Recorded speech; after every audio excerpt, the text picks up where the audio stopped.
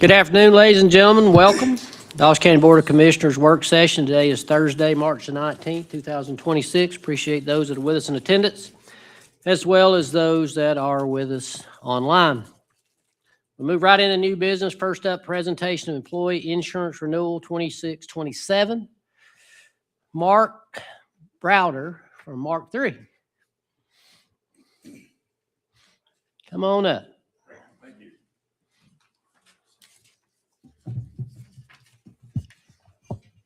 Thank you so much for having me this afternoon. It's a beautiful day.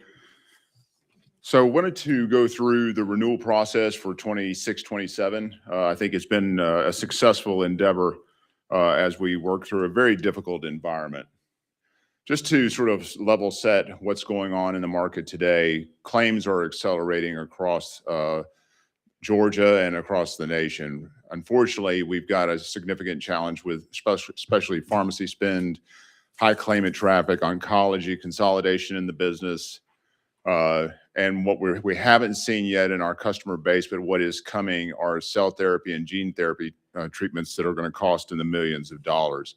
Unfortunately, there's really no place to hide. I will tell you that the renewal this year, given what your peers are seeing across the state, is actually a very good renewal. So in that regard, no one likes to see an increase, but it's not the kind of increase that you're seeing with county governments across Georgia. One of the other challenges that's going on are the acceleration in cost of GLP-1 medications. GLP-1s fall into two classes. They cover diabetes medications, and weight loss medications. And they're very effective both for controlling blood sugar and for improving weight with the individuals that are taking those medications, but they're very expensive. There are improvements in costs that are coming to the pharmacy benefit managers today. You're probably familiar with the direct-to-consumer strategies that you're seeing from Novo Nordisk and Eli Lilly, which are improving the bottom line by adding patient load. Those are successful medications, but they're not free. And all of our customers are seeing impact from that, as is Dawson County. The other challenge, and I mentioned it earlier, and you have experienced this over the last 3 or 4 years, is an acceleration of high claimants. The high claimant traffic that's going on falls into a lot of different categories. It could be individuals with hemophilia or genetic predispositions or oncology claims, which are cancer claims that have been one of the challenges we all have faced. But they continue to grow in scale. We've seen customers that have had siblings that had genetic predispositions that equaled $2.5 million for just 2 individuals. So it's a serious problem. Obviously, technology, medicine has improved dramatically, improving outcomes for individuals, improving their lives, but it comes with a price tag. So just as a brief reminder, and I'll sort of flow through the slides, you can stop me if you have any questions.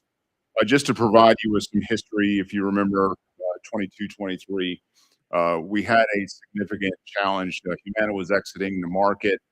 We bid the plan because we knew the claim was going to be a challenge. And what we got back from Humana was about a 55% increase or so, and Anthem was at 56.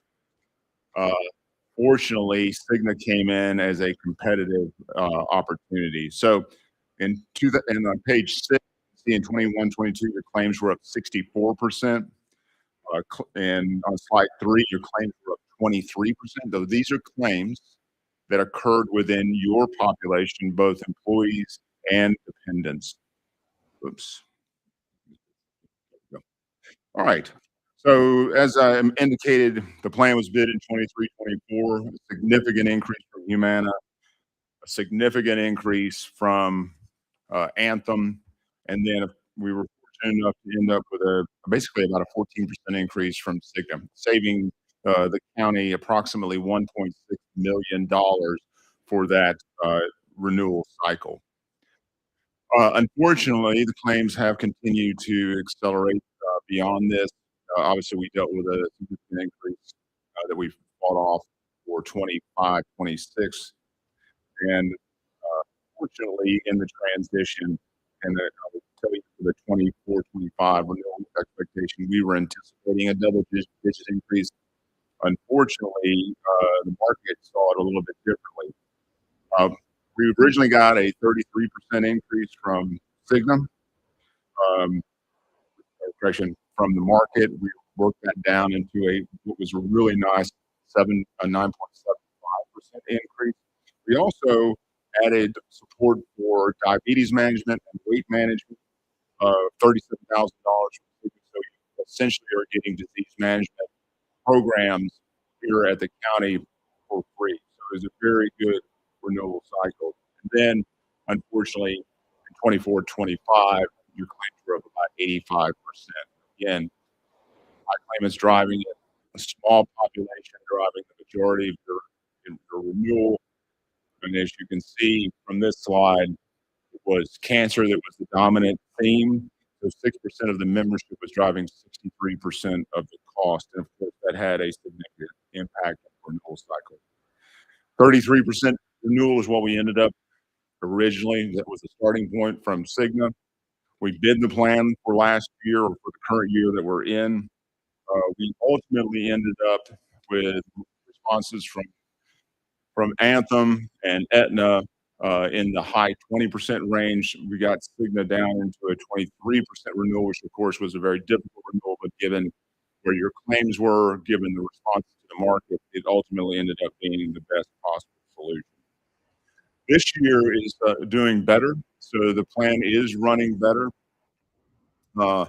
We ended up with a challenge. We started out with a challenge renewal, but ended up in, I think, a really good position. We looked at the claims, talked to Cigna about that claim activity, and had a positive impact on the renewal. So originally, we started up with a 17.5% increase. That was the starting point for the renewal. And this is where we're at today. So we negotiated the actual renewal down to essentially a 10.5%. But when you take into consideration we got a credit from Cigna of approximately $69,000.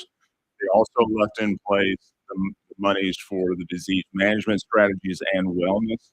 So the net effect is the increase on a 12-month basis, so that if you decide to stay with the current contract year of 7/1 to 6/30, it's about an 8.8% renewal, which is, to the layperson, that kind of increase doesn't feel great, but I can tell you what's going on in the market. This is a great renewal. The average increase just within the ACA market in Georgia for 26 was a 33% increase. We're seeing lots of counties that are also dealing with increases into the 20% range. There is an option. I'm sorry, I did that again. There is an option to extend the renewal for 18 months. And what that does is it allows you to transition to a calendar year plan. And it also locks your rates in for that 18-month window. From a staff perspective, there's value in transitioning to a calendar year plan. It lines up the plan year. Let's say benefit year is calendar, but your fiscal year and your renewal year is on the 7/1 date. So the rate increase, if you go to an 18-month contract, transitioning to that calendar year plan would be, you'll get the same credits. It takes the 15.5% down to a 13, essentially 0.9% increase. We also ended up with an improvement on the renewal on the dental side. We got that down into single digit range as well. So really, on a 12-month basis, both the medical and the dental are looking on a similar basis in the high single digit range. All in all, again, given where claims are for the bulk of the population, we're in another cycle. We're seeing significant changes in claims. Claims is the driver. There's not a lot of places to hide overall. This is an excellent renewal for the county and for the employees as well. Questions? Questions from Mark? Sure.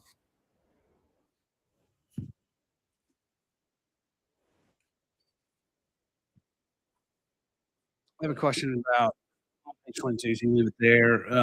We're getting an admin credit. Can you go to let me see the next page where we go to the 18 months. Does admin credit stays the same, Correct. and the other funding 37 stays the same, consistency. Correct. So anticipation would be obviously if you go 12 months, your renewal cycle would be another 12 months away, so 18 months.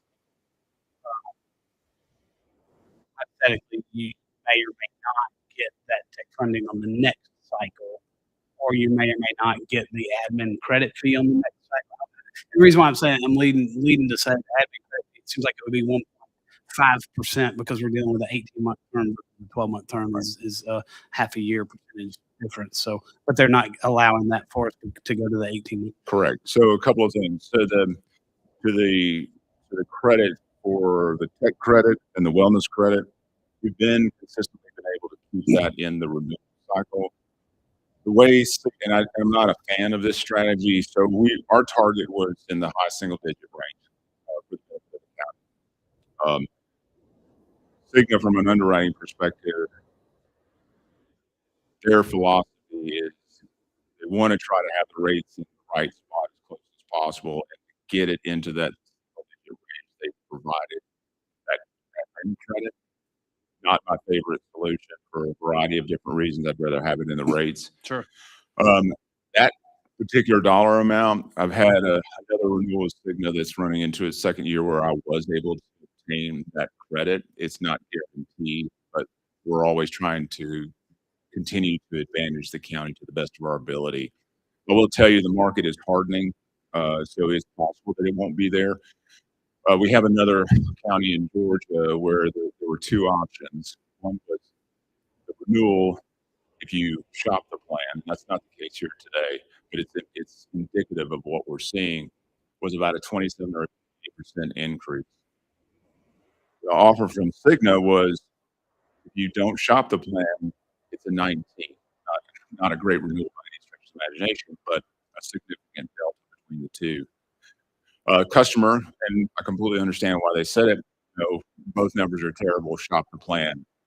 We marketed the plan to everybody that's qualified, and what we get back were up to 20s, and Cigna will not honor the 19%. And it's a function that claims continue to get worse. So you had an additional couple of months of claims, and it's the kind of environment that I haven't seen in probably 25 years. So this kind of renewal is really a good one. Yeah, I mean, I live in this space. There's no exit ramp, and here's the challenge that, and you know this, but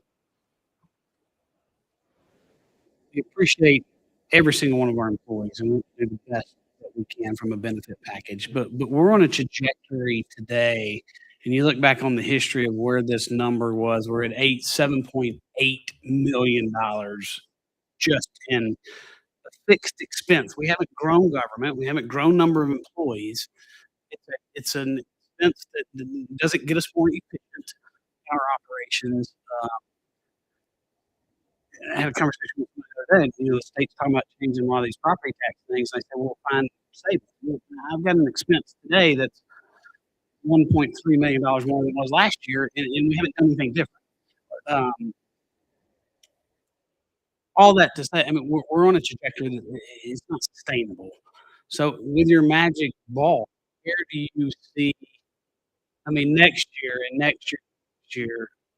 at some point, what are your other counties that maybe aren't in as good a financial position as Dawson County's in?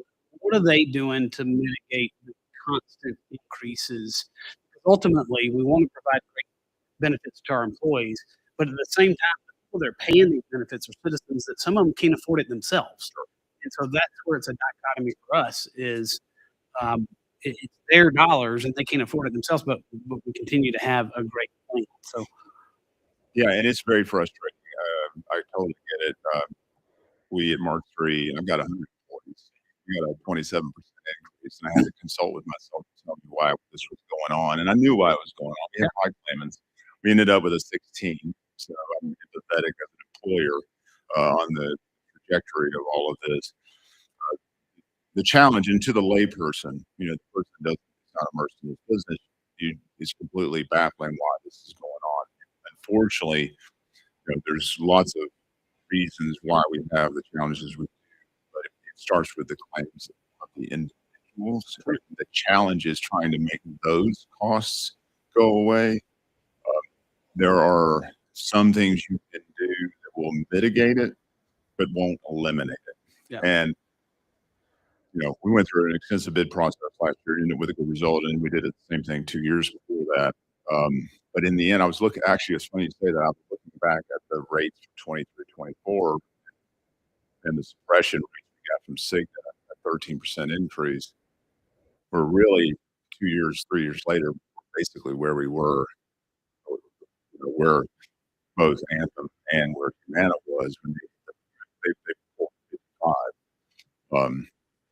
And the real challenge is our medication costs going down. And unfortunately, they're not. In fact, they're increasing because especially medications continue to come on. There are oncology claims, the cancer claims, the same problem.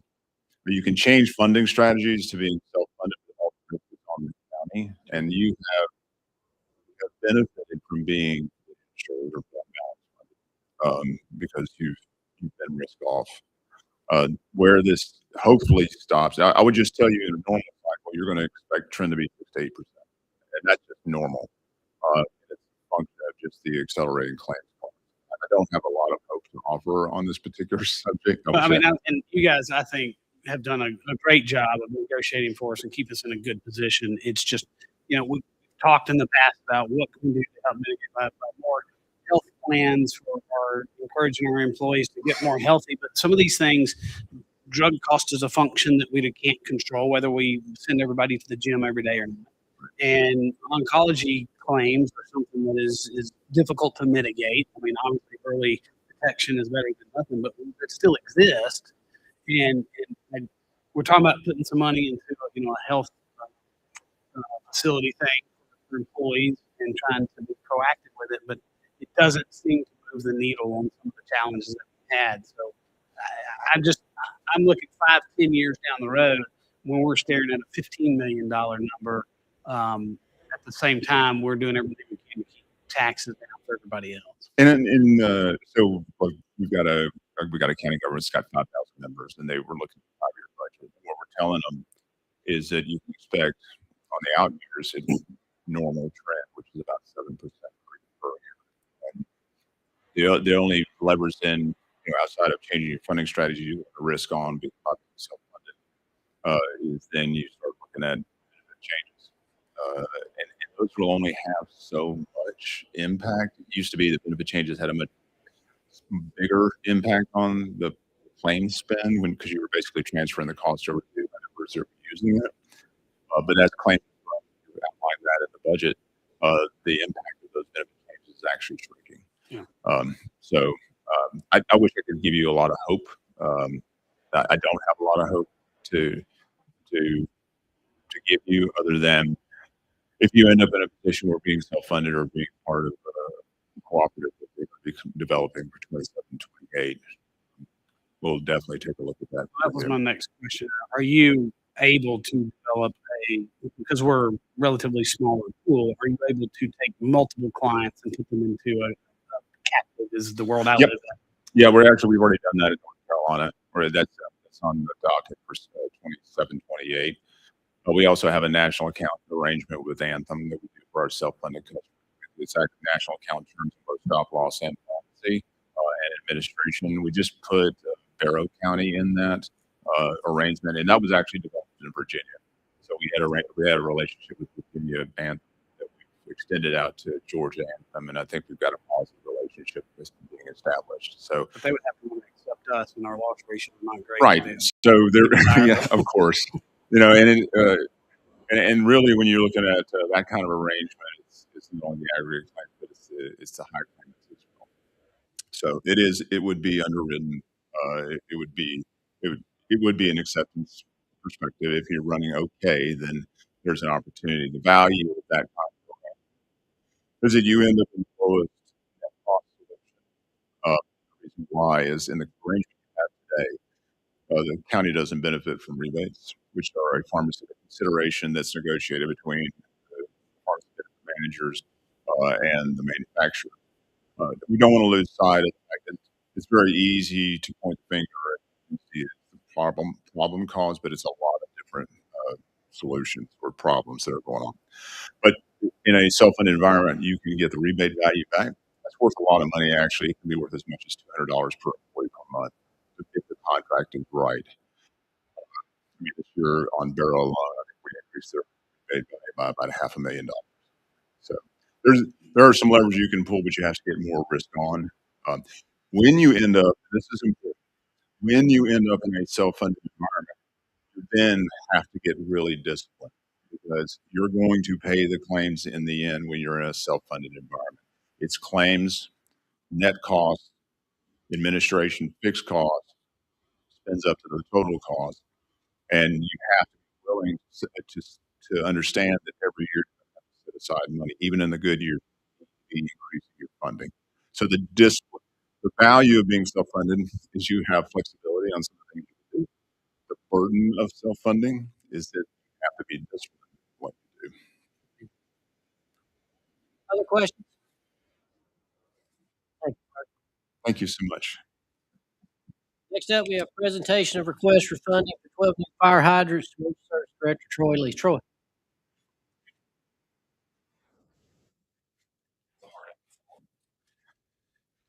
Good afternoon. I'm here to request funding for 12 new fire hydrants. This is part of the ongoing water main upgrades that Etowah is completing.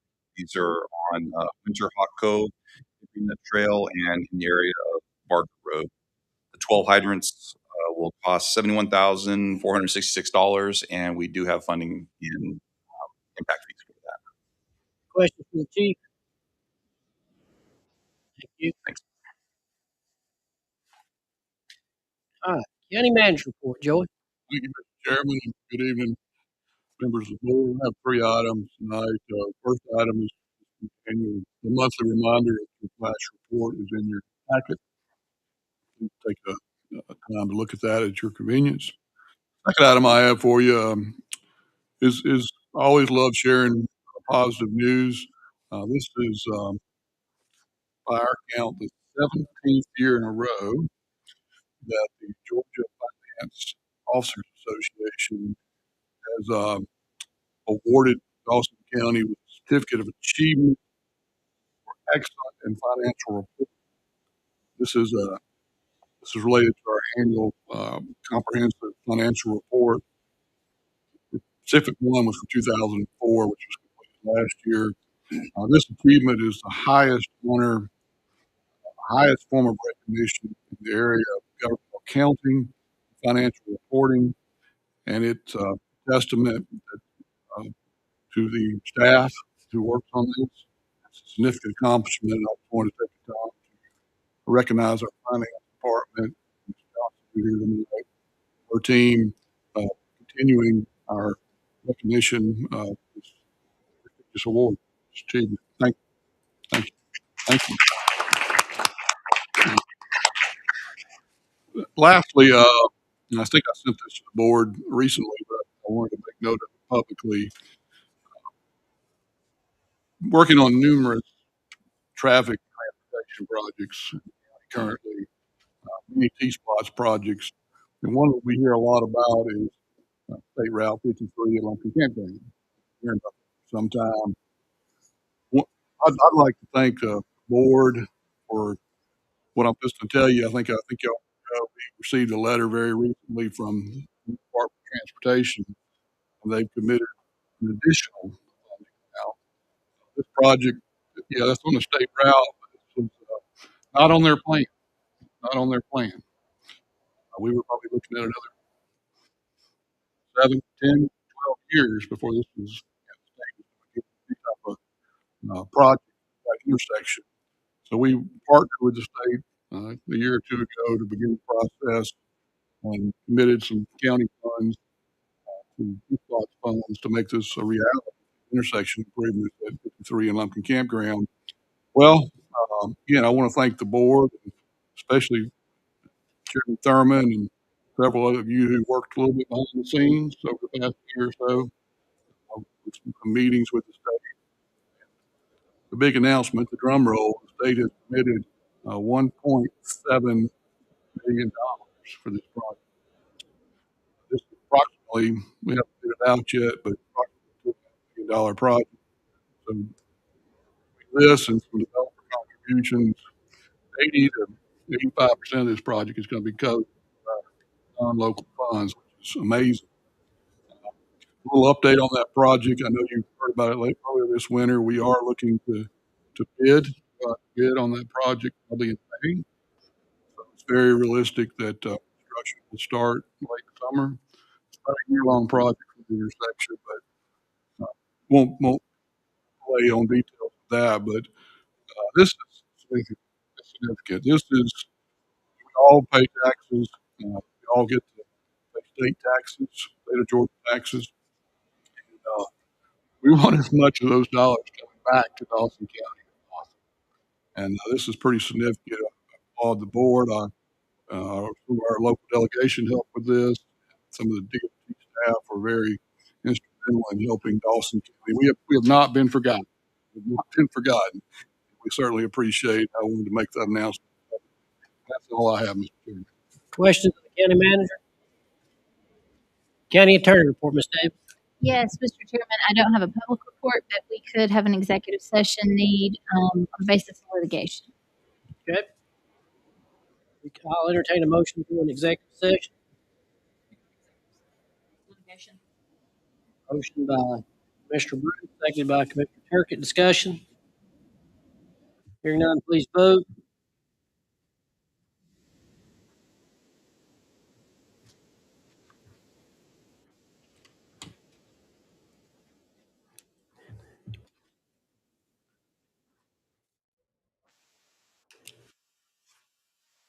That is approved 4-0.